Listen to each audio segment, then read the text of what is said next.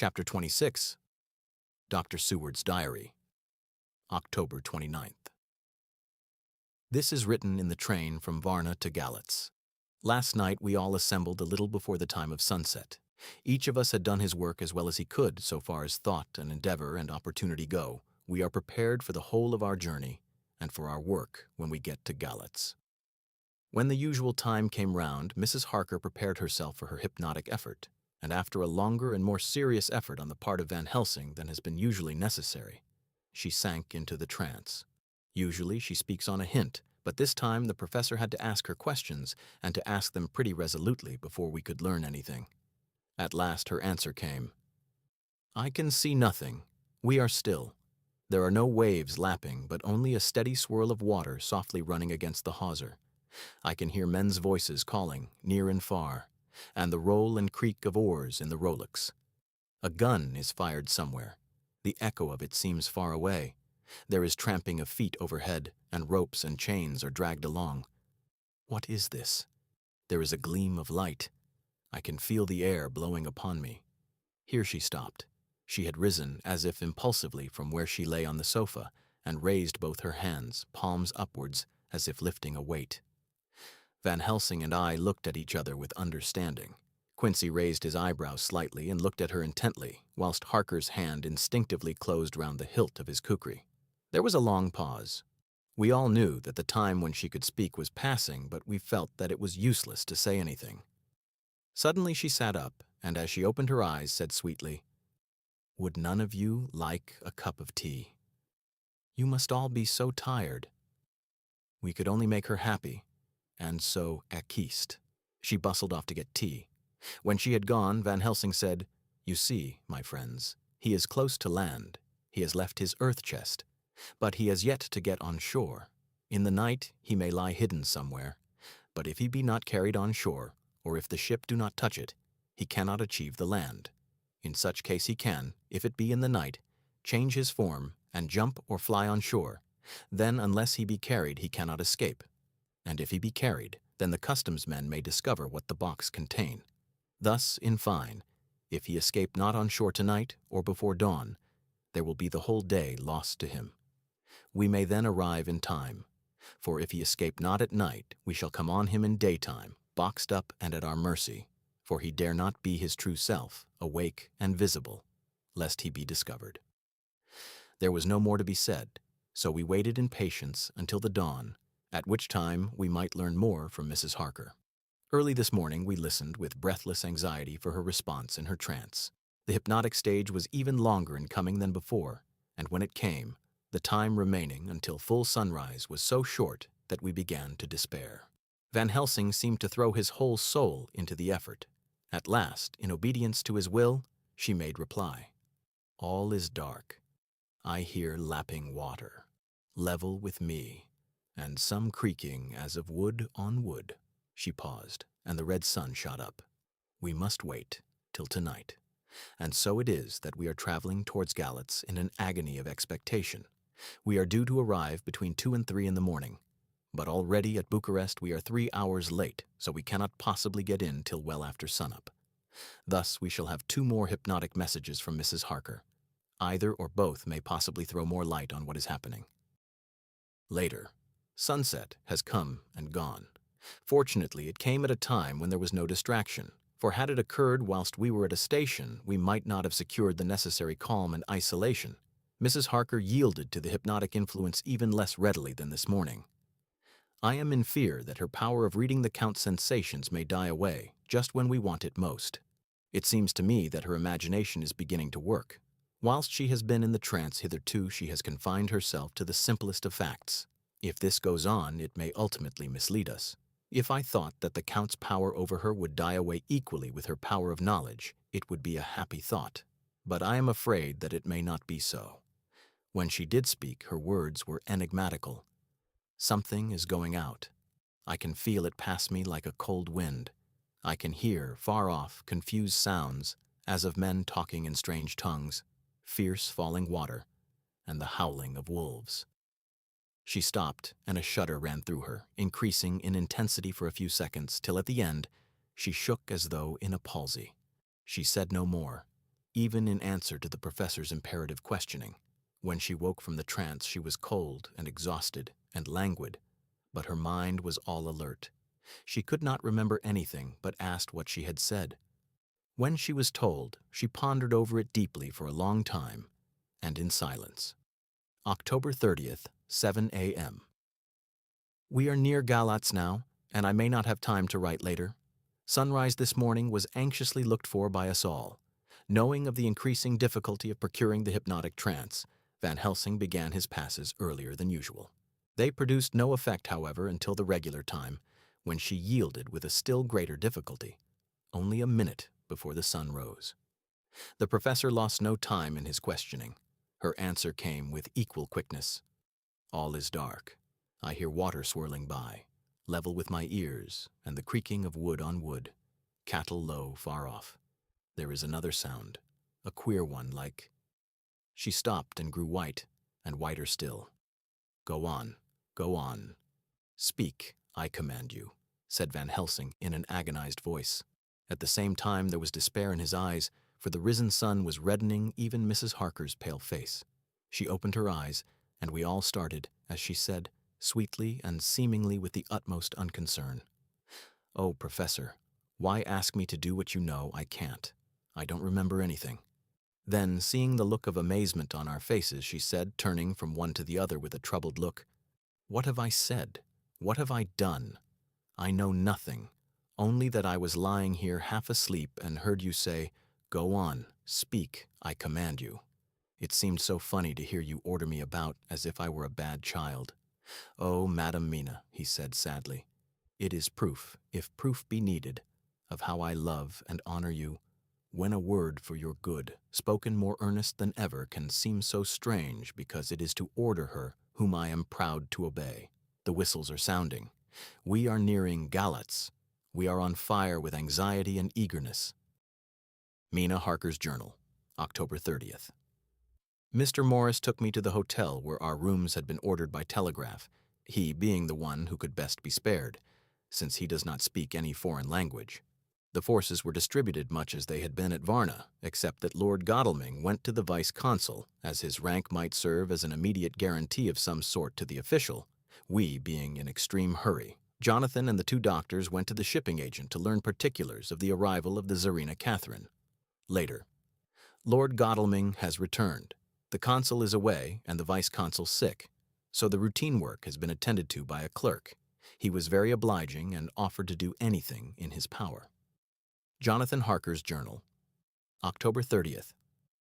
At 9 o'clock, Dr. Van Helsing, Dr. Seward, and I called on Messrs. Mackenzie and Steinkopf, the agents of the London firm of Hapgood.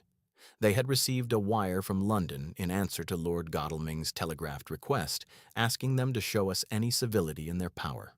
They were more than kind and courteous, and took us at once on board the Tsarina Catherine, which lay at anchor out in the river harbor. There we saw the captain, Donaldson by name, who told us of his voyage. He said that in all his life he had never had so favorable a run. Man, he said, but it made us afeard, for we expected that we should have to pay for it with some rare piece of ill luck, so as to keep up the average. It's no canny to run frae London to the Black Sea with a wind ahint ye, as though the deil himself were blawing on your sail for his ain purpose, and at the time we could no speer a thing. Gin we were nigh a ship, or a port, or a headland, a fog fell on us and travelled wi' us, till when after it had lifted and we looked out, the deil a thing could we see. We ran by Gibraltar we'd been able to signal, and till we came to the Dardanelles and had to wait to get our permit to pass, we never were within hail o' aught. At first I inclined to slack off sail and beat about till the fog was lifted, but whiles I thought that if the deil was minded to get us into the Black Sea quick, he was like to do it whether we would or no. If we had a quick voyage, it would be no to our miscredit with the owners, or no hurt to our traffic, and the old mon who had served his on purpose would be decently grateful to us for no hindering him. This mixture of simplicity and cunning, of superstition and commercial reasoning, aroused Van Helsing, who said, Mine friend, that devil is more clever than he is thought by some, and he know when he meet his match. The skipper was not displeased with the compliment, and went on, When we got past the Bosphorus, the men began to grumble. Some of them, the Roumanians, came and asked me to heave overboard a big box which had been put on board by a queer-looking old man just before we had started Frey London. I had seen them spear at the fellow and put out their 12 fingers when they saw him to guard them against the evil eye. Man, but the superstition of foreigners is perfectly ridiculous. I sent them about their business pretty quick, but as just after a fog closed in on us, I felt a wee bit as they did anent something, though I wouldn't say it was again the big box. Well, on we went, and as the fog didn't let up for 5 days, I juiced let the wind carry us. For if the deal wanted to get somewheres, well, he would fetch it up a reet. And if he didn't, well, we'd keep a sharp lookout anyhow. Sure enough, we had a fair way and deep water all the time. And 2 days ago, when the morning sun came through the fog, we found ourselves just in the river opposite Galatz. The Romanians were wild and wanted me right or wrong to take out the box and fling it in the river. I had to argue with them about it with a handspike, and when the last of them rose off the deck with his head in his hand, I had convinced them that, evil eye or no evil eye, the property and the trust of my owners were better in my hands than in the river Danube. They had, mind ye, taken the box on the deck ready to fling in, and as it was marked Galatz via Varna, I thought I'd let it lie till we discharged in the port and get rid it altogether. We didn't do much clearing that day and had to remain the nisht at anchor, but in the morning, braw and early, an hour before sunup, a man came aboard wi' an order, written to him from England, to receive a box marked for one Count Dracula. Sure enough the matter was one ready to his hand. He had his papers a reet, and glad I was to be rid of the damn thing, for I was beginning mossel to feel uneasy at it. If the deal did have any luggage aboard the ship, I'm thinking it was nae other than that same. What was the name of the man who took it? Asked Dr. Van Helsing with restrained eagerness. I'll be telling you quick, he answered, and stepping down to his cabin produced a receipt signed Emanuel Hildesheim. Bergenstrasse 16 was the address. We found out that this was all the captain knew, so with thanks we came away. We found Hildesheim in his office, a Hebrew of rather the Adelphi theater type, with a nose like a sheep and a fez. His arguments were pointed with specie, we doing the punctuation, and with a little bargaining he told us what he knew. This turned out to be simple but important. He had received a letter from Mr. Deville of London, telling him to receive, if possible before sunrise so as to avoid customs, a box which would arrive at Galatz in the Tsarina Catherine.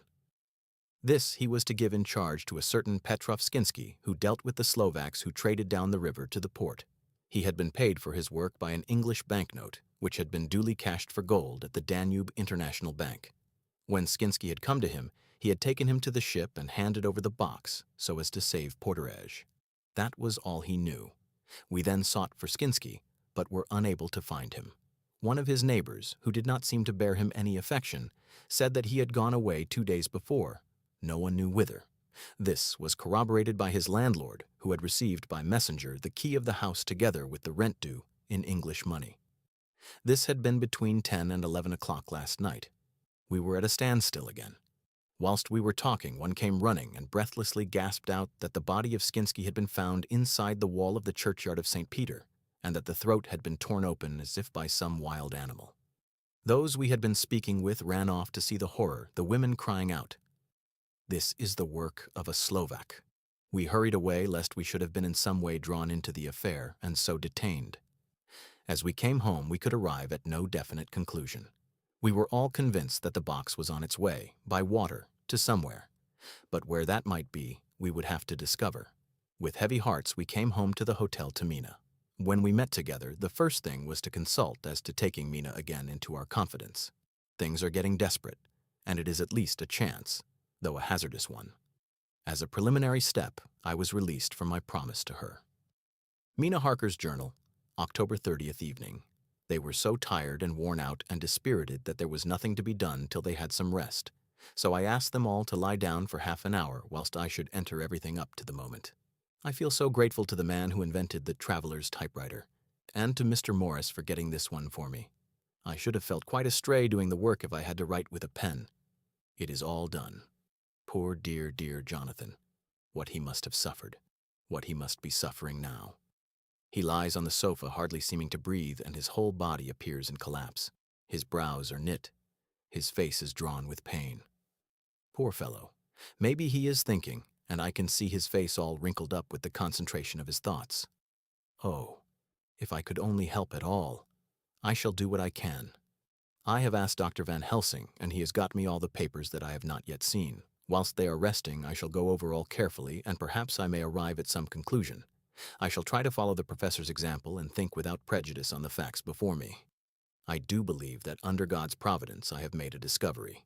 I shall get the maps and look over them. I am more than ever sure that I am right.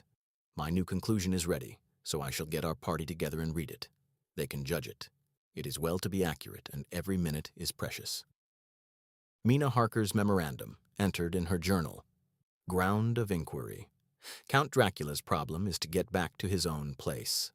A. He must be brought back by someone. This is evident, for had he power to move himself as he wished, he could go either as man or wolf or bat or in some other way. He evidently fears discovery or interference in the state of helplessness in which he must be, confined as he is between dawn and sunset in his wooden box. B. How is he to be taken? Here a process of exclusions may help us, by road, by rail, by water. 1. By road. There are endless difficulties, especially in leaving the city. X. There are people, and people are curious and investigate. A hint, a surmise, a doubt as to what might be in the box would destroy him. Y. There are, or there may be, customs and octroi officers to pass. Z. His pursuers might follow. This is his highest fear, and in order to prevent his being betrayed, he has repelled so far as he can even his victim, me. 2. By rail. There is no one in charge of the box. It would have to take its chance of being delayed, and delay would be fatal with enemies on the track. True, he might escape at night, but what would he be if left in a strange place with no refuge that he could fly to? This is not what he intends, and he does not mean to risk it. 3. By water. Here is the safest way in one respect, but with most danger in another. On the water he is powerless except at night. Even then he can only summon fog and storm and snow and his wolves. But were he wrecked, the living water would engulf him, helpless, and he would indeed be lost.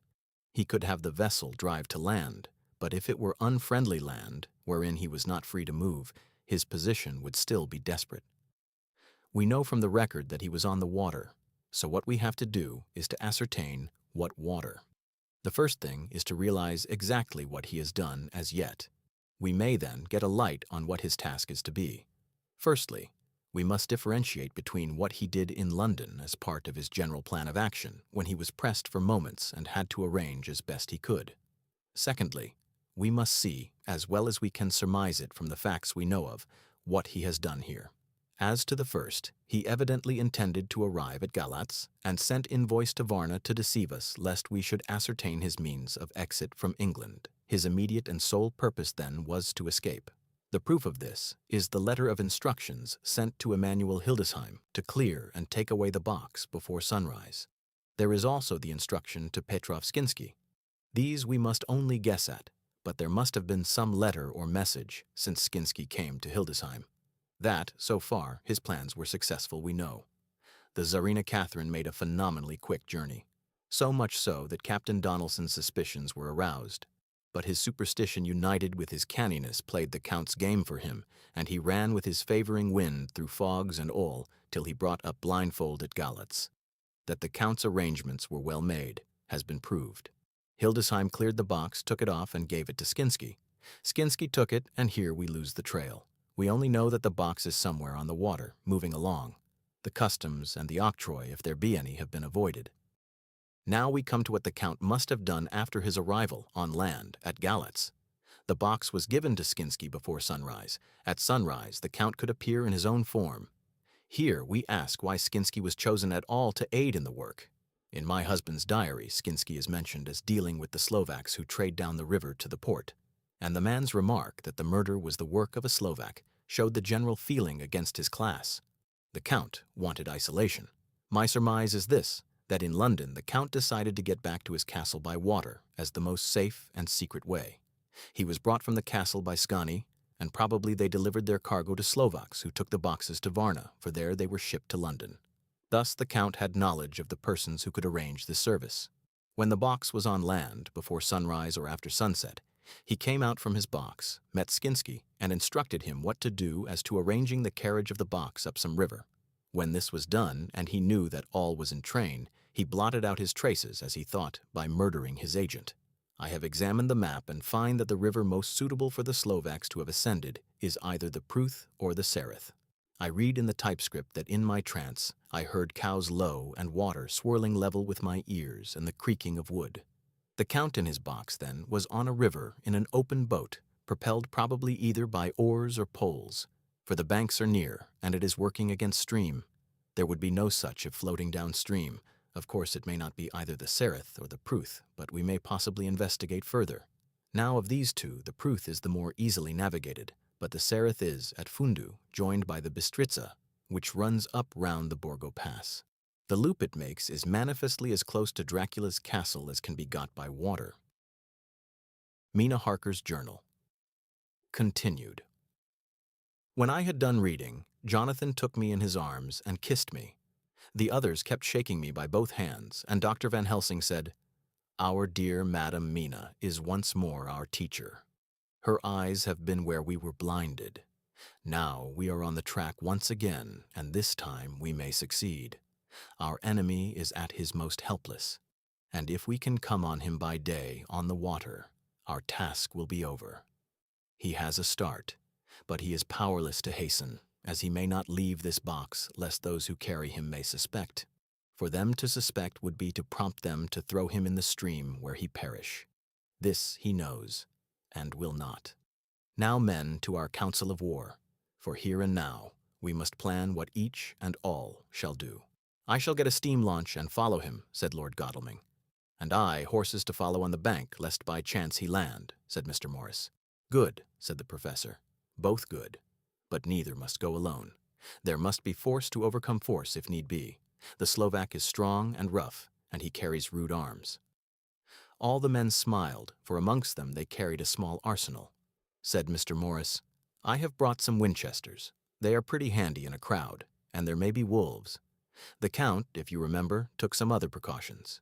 He made some requisitions on others that Mrs. Harker could not quite hear or understand. We must be ready at all points." Dr. Seward said, "I think I had better go with Quincy. We have been accustomed to hunt together, and we two, well armed, will be a match for whatever may come along. You must not be alone, Art. It may be necessary to fight the Slovaks, and a chance thrust, for I don't suppose these fellows carry guns, would undo all our plans. There must be no chances this time.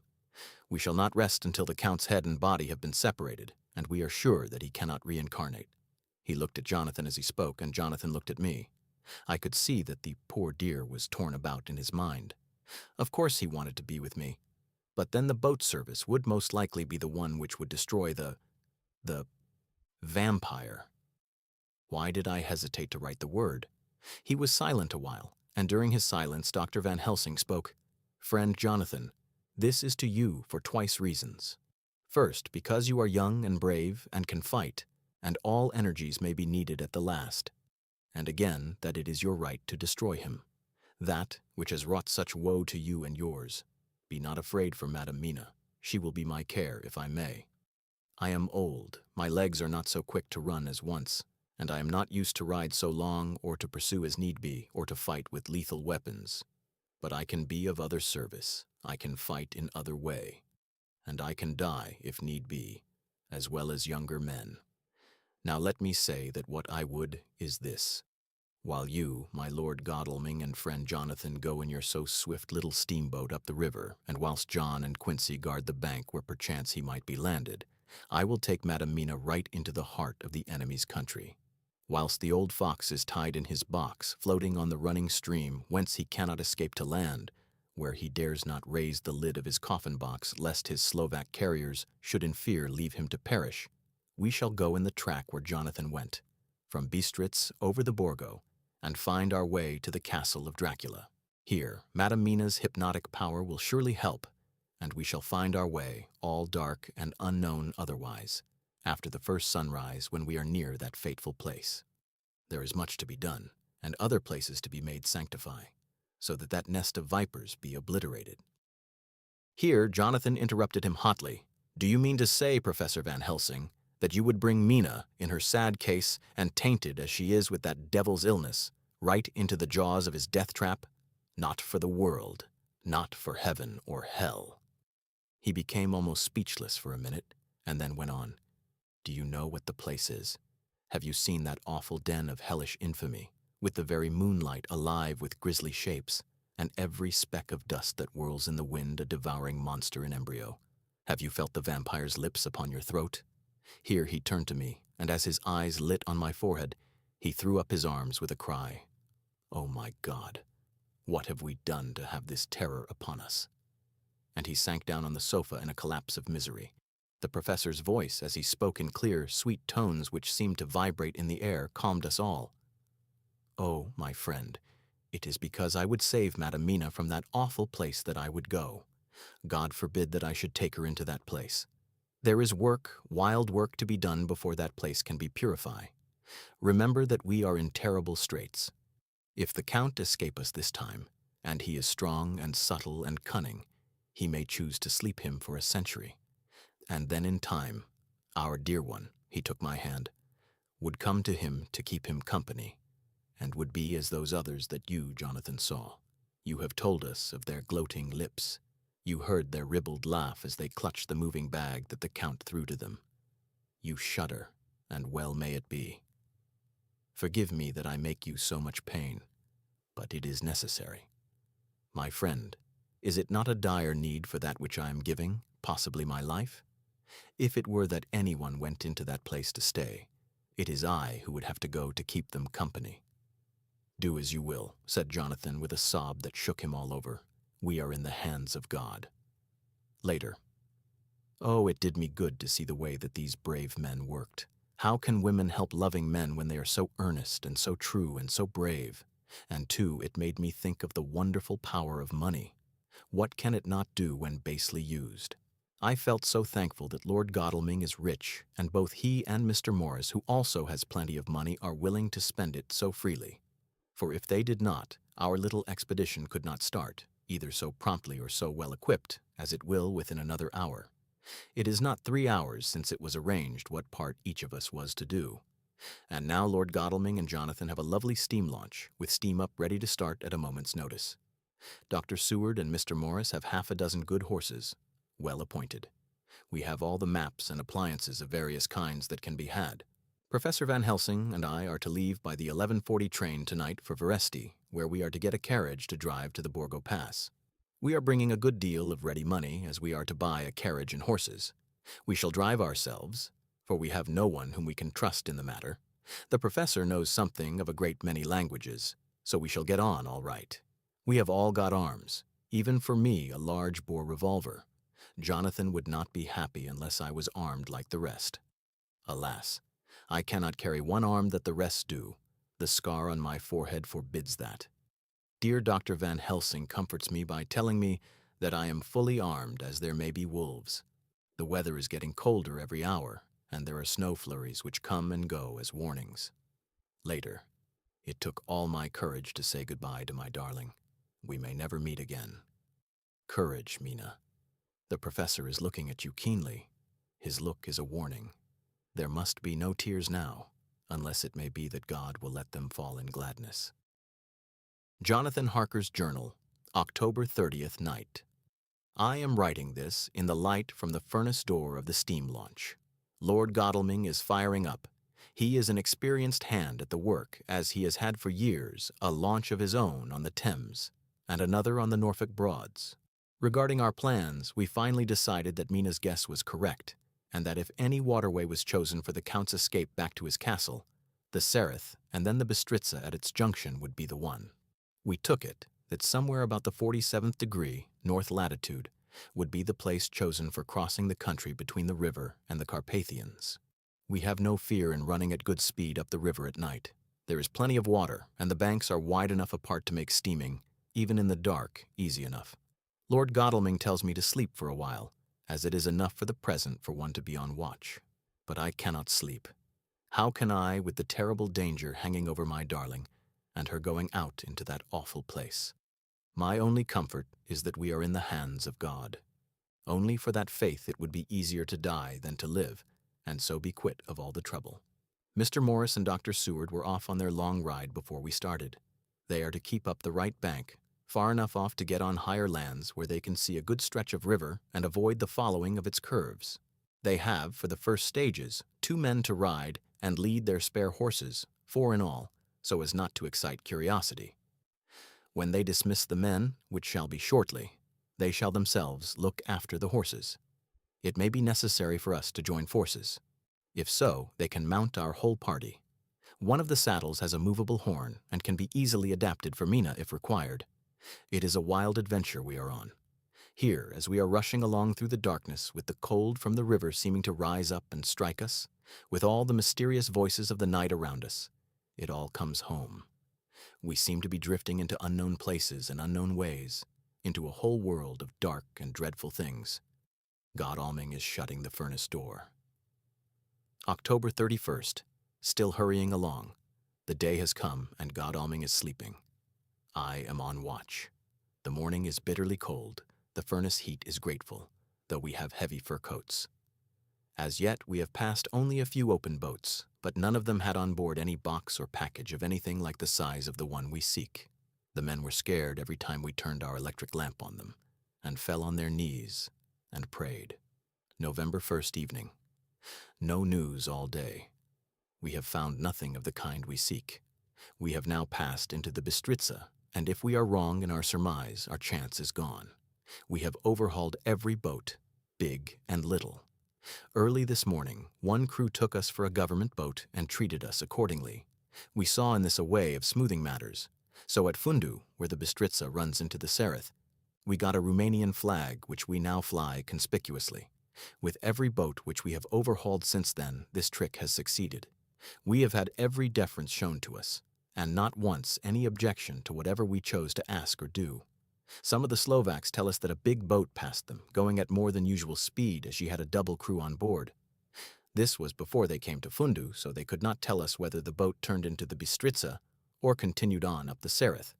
At Fundu we could not hear of any such boat, so she must have passed there in the night. I am feeling very sleepy. The cold is perhaps beginning to tell upon me, and nature must have rest some time. Godalming insists that he shall keep the first watch. God bless him for all his goodness to poor dear Mina and me. November 2nd morning. It is broad daylight. That good fellow would not wake me. He says it would have been a sin to, for I slept peacefully and was forgetting my trouble. It seems brutally selfish to me to have slept so long and let him watch all night, but he was quite right.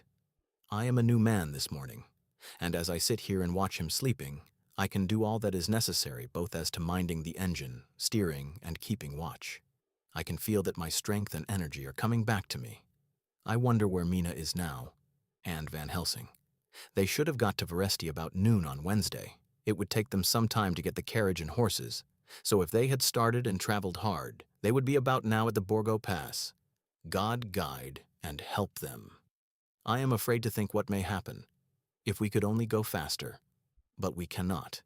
The engines are throbbing and doing their utmost. I wonder how Dr. Seward and Mr. Morris are getting on. There seem to be endless streams running down the mountains into this river, but as none of them are very large at present at all events, though they are doubtless terrible in winter, and when the snow melts, the horsemen may not have met much obstruction, I hope that before we get to Strasbourg, we may see them. For if by that time we have not overtaken the Count, it may be necessary to take counsel together what to do next. Dr. Seward's Diary, November 2nd. 3 days on the road. No news, and no time to write it if there had been, for every moment is precious. We have had only the rest needful for the horses, but we are both bearing it wonderfully. Those adventurous days of ours are turning up useful. We must push on. We shall never feel happy till we get the launch in sight again. November 3rd. We heard at Fundu that the launch had gone up the Bistritza. I wish it wasn't so cold. There are signs of snow coming, and if it falls heavy, it will stop us. In such case, we must get a sledge and go on, Russian fashion. November 4th. Today we heard of the launch having been detained by an accident when trying to force a way up the rapids. The Slovak boats get up all right by aid of a rope and steering with knowledge. Some went up only a few hours before. Godalming is an amateur fitter himself, and evidently it was he who put the launch in trim again. Finally, they got up the rapids all right with local help and are off on the chase afresh. I fear that the boat is not any better for the accident. The peasantry tell us that after she got upon smooth water again, she kept stopping every now and again so long as she was in sight. We must push on harder than ever. Our help may be wanted soon. Mina Harker's Journal. October 31st. Arrived at Veresti at noon. The professor tells me that this morning at dawn he could hardly hypnotize me at all, and that all I could say was, "Dark and quiet." He is off now buying a carriage and horses. He says that he will later on try to buy additional horses so that we may be able to change them on the way. We have something more than 70 miles before us. The country is lovely and most interesting. If only we were under different conditions, how delightful it would be to see it all.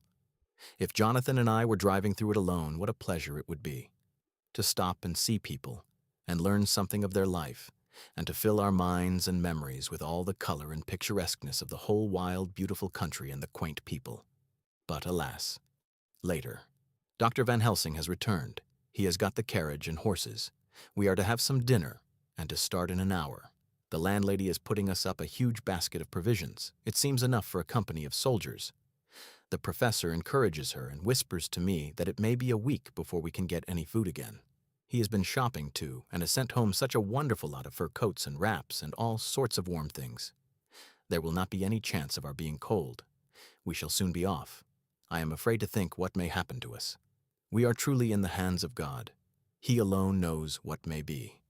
And I pray him, with all the strength of my sad and humble soul, that he will watch over my beloved husband, that whatever may happen, Jonathan may know that I loved him and honored him more than I can say, and that my latest and truest thought will be always for him.